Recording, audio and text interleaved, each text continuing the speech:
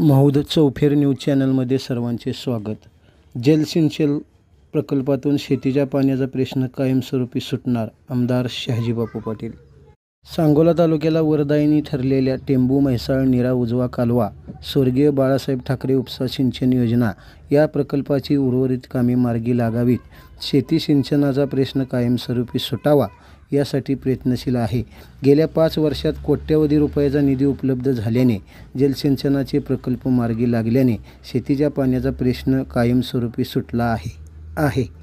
खरीप हंगामातील पिकांना जीवदान देण्यासाठी टेंभू योजनेचे आवर्तन सुरू करण्याची मागणी शेतकऱ्यांनी केली होती.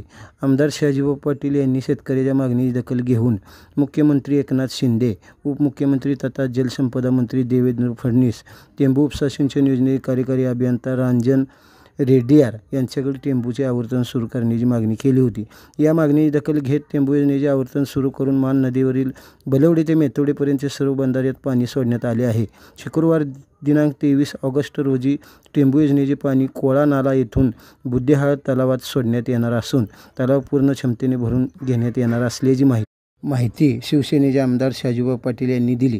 तलाव पूर्ण क्षमतेने भरल्यानंतर बुद्धिहाळ तलावाच्या लाभक्षेत्रातील हजारो हेक्टर शेतीला लाभ होणार असल्याने शेतकऱ्यांमध्ये आनंदाचे वातावरण निर्माण झाले आहे.